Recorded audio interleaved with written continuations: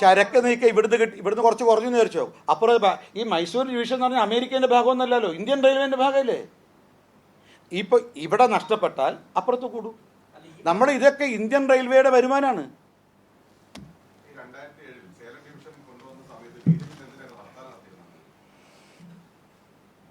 അല്ല, അന്ന് ഞാൻ സൂചിപ്പിച്ചത് ഞാൻ ചോദിക്കട്ടെ, അന്ന് 2007-8 സേലം ഡിവിഷൻ പോയി.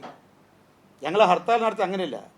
അതിനോടനുബന്ധിച്ച് അന്ന് അതിൻ്റെ അടിസ്ഥാനത്തിൽ ഇപ്പോൾ ഇത്രയും റെയിൽവേ സ്റ്റേഷൻ അപ്പുറത്ത് പോയി, സേലം ഡിവിഷൻ ഭാഗമായി, വരുമാനം കുറഞ്ഞു. അതിൻ്റെ അടിസ്ഥാനത്തിൽ കേരളത്തിന് അനുവദിച്ച തുകയെ വെട്ടിക്കുറച്ചു. കാരണം മാനദണ്ഡം അതായിരുന്നു. UPA കോൺഗ്രസിൻ്റെ മാനദണ്ഡം, റെയിൽവേ വികസന രംഗത്ത് കോൺഗ്രസിൻ്റെ മാനദണ്ഡം എന്ന് പറയുന്നത് നിങ്ങൾ പറഞ്ഞ പോലെയാ. ഏത്?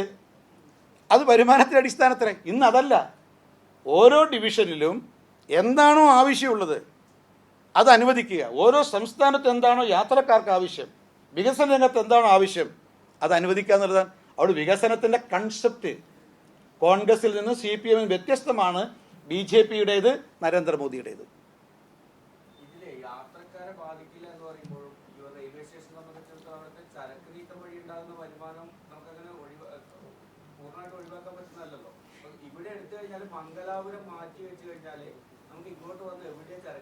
അല്ലേ, റെയിൽവേൻ്റെ അക്കൗണ്ട് അറിയോ നമുക്ക്? റെയിൽവേക്ക് ഒറ്റ അക്കൗണ്ടേ ഉള്ളൂ. ചരക്ക് നീക്കം ഇവിടുന്ന് കുറച്ച് കുറഞ്ഞു വിചാരിച്ചോ. അപ്പുറം ഈ മൈസൂർ ഡിവിഷൻ എന്ന് പറഞ്ഞാൽ അമേരിക്കേൻ്റെ ഭാഗമൊന്നുമല്ലല്ലോ, ഇന്ത്യൻ റെയിൽവേൻ്റെ ഭാഗമല്ലേ. ഇപ്പോൾ ഇവിടെ നഷ്ടപ്പെട്ടാൽ അപ്പുറത്ത് കൂടും. നമ്മുടെ ഇതൊക്കെ ഇന്ത്യൻ റെയിൽവേയുടെ വരുമാനമാണ്. നമ്മളെന്തിനാ പാലക്കാട് ഡിവിഷൻ ഇപ്പം നമ്മൾ ഉദാഹരണം, നമ്മൾക്ക് നഷ്ടം വന്നു, എന്നാൽ ഇത് ഏതെങ്കിലും സ്വകാര്യ വ്യക്തികൾക്കാണ് പോകുന്നതെങ്കിൽ ആയിക്കോട്ടെ. സാധാരണ രീതിയിൽ റെയിൽവേക്ക് ഇവിടെ നിന്ന് നഷ്ടപ്പെട്ടാൽ റെയിൽവേക്ക് അപ്പുറത്ത് കിട്ടും, അല്ലെങ്കിൽ മറ്റൊരു ഡിവിഷനിൽ കിട്ടും. നമുക്കാകെ പ്രശ്നം എന്താ? നമുക്ക് പ്രശ്നം ഈ ഡിവിഷനിൽ യാത്രക്കാർക്ക് എന്തെങ്കിലും പ്രശ്നം വരുമോ,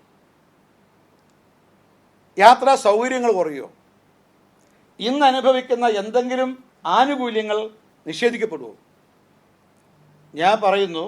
ഞങ്ങൾ പറയുന്നു ഇത് നിഷേധിക്കപ്പെടില്ല എന്ന് മാത്രമല്ല, അടുത്ത 3 വർഷത്തിനുള്ളിൽ ഇപ്പം നമ്മുടെ യാത്രക്കാർക്ക് എന്തൊക്കെ സൗകര്യങ്ങളാണുള്ളത് അതിന് 10 മടങ്ങ് സൗകര്യം ലഭിക്കാൻ വേണ്ടി പോവുകയാണ്.